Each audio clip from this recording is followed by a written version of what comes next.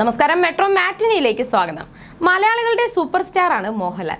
1978 പുറത്തിറങ്ങിയ തിരനോട്ടം എന്ന മലയാള ചിത്രത്തിലൂടെ വെള്ളിത്തിരയിലെത്തിയ താരം വ്യത്യസ്തമായ 350 പരം കഥാപാത്രങ്ങളിലൂടെ പ്രേക്ഷകരുടെ മുന്നിൽ പ്രത്യക്ഷപ്പെട്ടു. മലയാളത്തിൽ മാത്രമല്ല, തെന്നിന്ത്യൻ ബോളിവുഡ് ചിത്രങ്ങളിൽ തന്റേതായ സാന്നിധ്യം അറിയിക്കുകയും ഇന്ത്യയിലെ തന്നെ മികച്ച നടന്മാരിൽ ഒരാളാകാനും ലാലേട്ടന് സാധിച്ചു.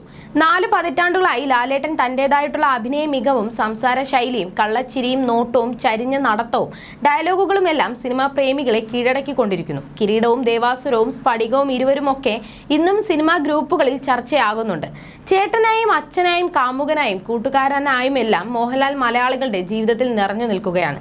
ഇപ്പോഴത്തെ വനിതയുടെ വാലന്റൈൻസ് ഡേ ലക്കത്തിൽ പ്രണയത്തെക്കുറിച്ച് മനസ്സ് തുറക്കുകയാണ് മോഹൻലാൽ. തന്റെയും സുചിത്രയുടെയും വിവാഹ വാർഷികം താൻ മറന്നുപോയതിനെ കുറിച്ചും പ്രണയത്തെക്കുറിച്ചുള്ള തന്റെ സങ്കല്പവും എല്ലാം മോഹൻലാൽ സംസാരിക്കുന്നുണ്ട്.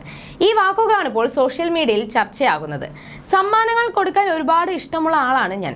സമ്മാനം എന്ന് പറയുന്നത് തന്നെ ഭയങ്കര രസമുള്ള കാര്യമല്ലേ?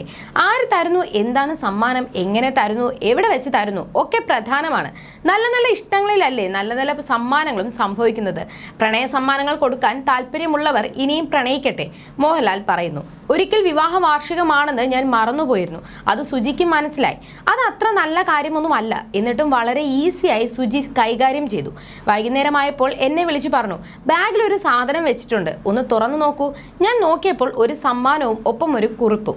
അതിൽ എഴുതിയിട്ടുണ്ട്, ഇന്ന് നമ്മുടെ വെഡ്ഡിംഗ് ആനിവേഴ്സറിയാണ്, ഈ ദിവസം മറക്കാതിരിക്കുക. മോഹൻലാൽ പറയുന്നു. പ്രണയവും സന്യാസവും മുന്നിൽ വെച്ചാൽ ഏതായിരിക്കും തിരഞ്ഞെടുക്കുക എന്ന ചോദ്യത്തിന് മോഹൻലാൽ മറുപടി നൽകുന്നുണ്ട്. ഉറപ്പായും ആദ്യത്തേതല്ലേ എടുക്കൂ. പ്രണയത്തിൽ കൂടി നമുക്ക് സന്യാസത്തിലേക്ക് പോകാം. സന്യാസത്തിന്റെ ഭാവം മറ്റൊരു രീതിയിലുള്ള പ്രണയം തന്നെയാണ്.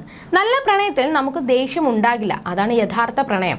സന്യാസവും അങ്ങനെ തന്നെയല്ലേ? ഞാൻ അഭിനയിച്ച ഛായാമുഖി എന്ന നാടകത്തിൽ പറയുന്നുണ്ട്, പ്രണയിക്കാൻ എളുപ്പമാണ്, പ്രണയിക്കപ്പെടാനാണ് ഭാഗ്യം വേണ്ടതെന്ന്.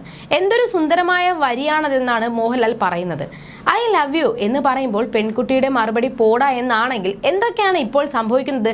ഭീഷണിയും കൊലപ്പെടുത്തലും ആസിഡ് എറിയലും കത്തിക്കുത്തും. യഥാർത്ഥ പ്രണയം ആകാശത്തോളം വലുതാണ്. പ്രണയം തകർന്നെന്ന് കരുതി സങ്കടപ്പെട്ടിട്ട് കാര്യമില്ല.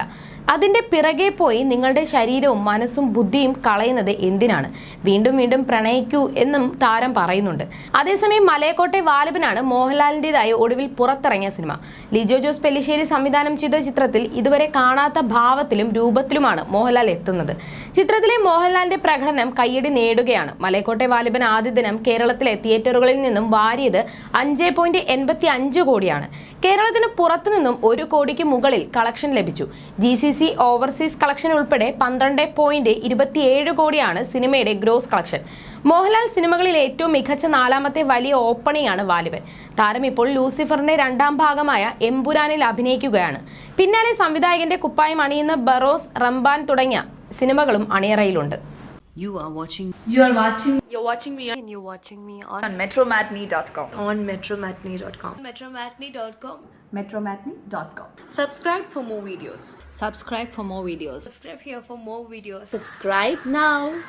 Thank you.